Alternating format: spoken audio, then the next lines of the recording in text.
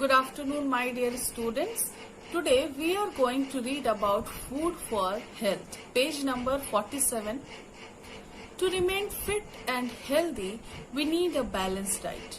हमें फिट और हेल्दी रहने के लिए एक बैलेंस डाइट बहुत ही इम्पोर्टेंट होती है. Then what is balance diet?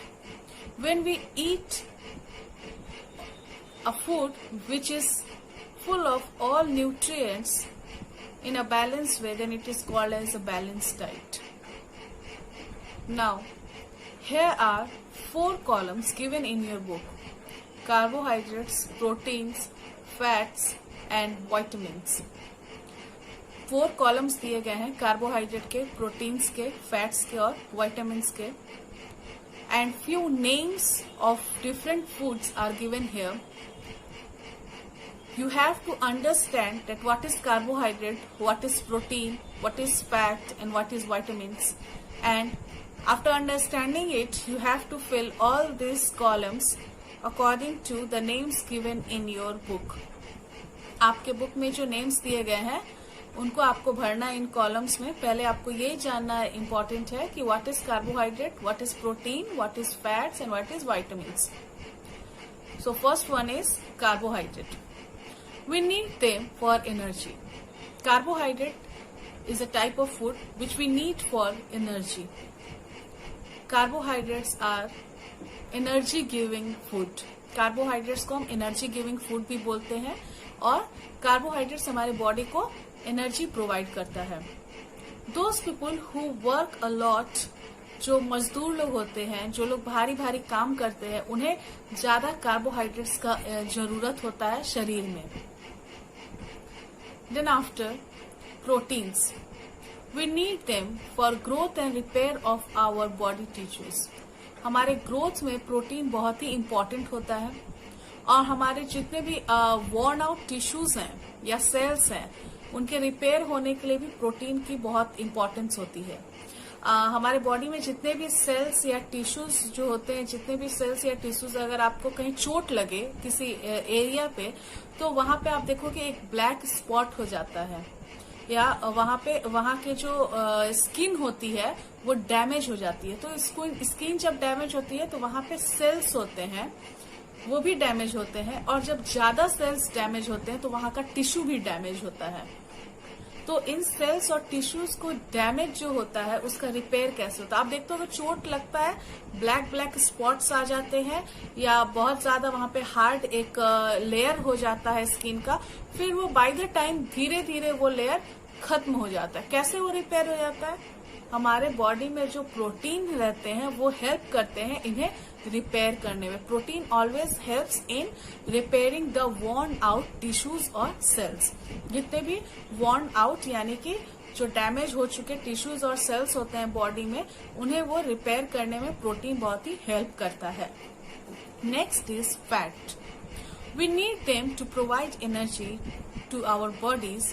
They contain fat soluble vitamins which are good for us. फैट हमारे बॉडी में एनर्जी प्रोवाइड करता है, but in a limited way we have to take fats also. If you will take fat in a large amount, then it will then our body will go through negative effects also. Fats हमारे body को energy provide करता है, लेकिन हमें जो भी fats भी होते हैं उनका भी एक लिमिटेड वे में कंजम्पशन करना चाहिए. अगर उससे ज्यादा हम कंजम्पशन करते हैं तो हमारे बॉडी को वो हार्म भी करना शुरू कर देता है.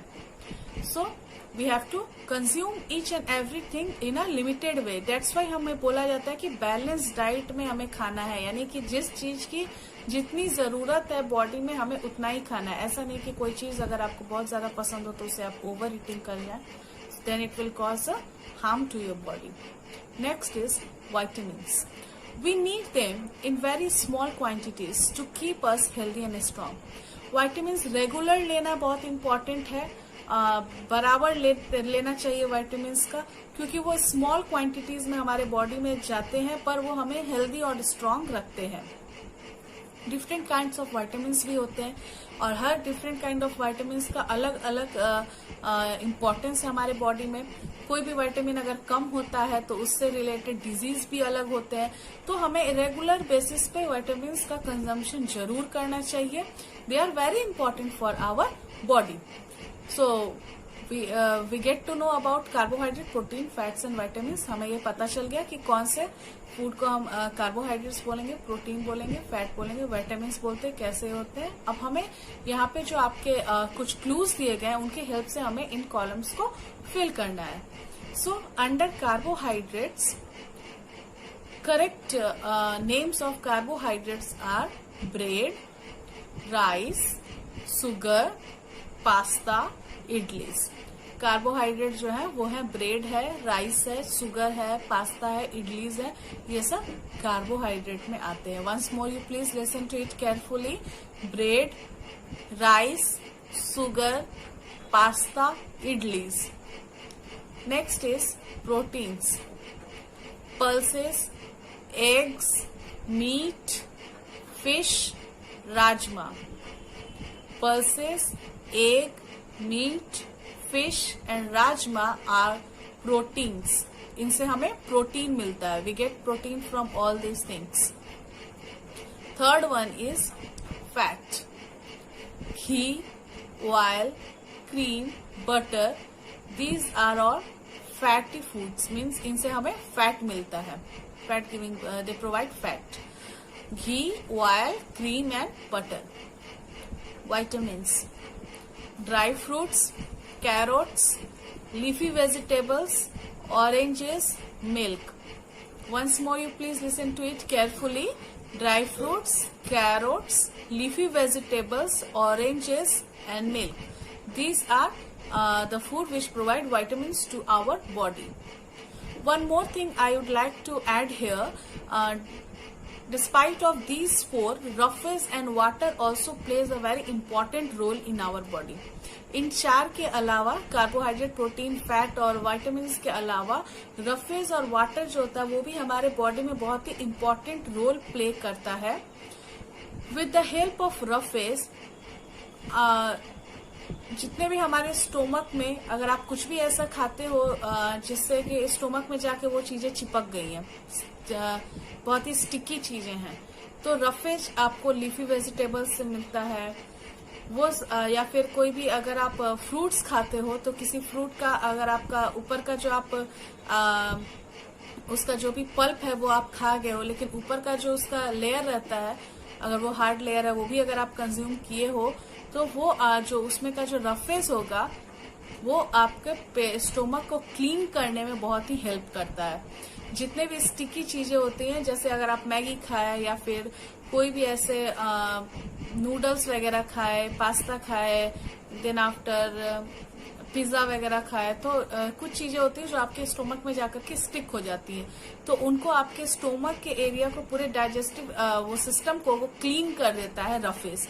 So they are very important. We must take roughes in our daily food. Next is water. Water also plays an important role in our digestion process. हमारे digestion process में water भी बहुत ही important role play करता है।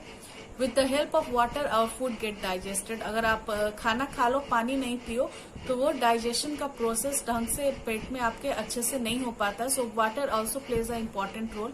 It also regulates the temperature of your body.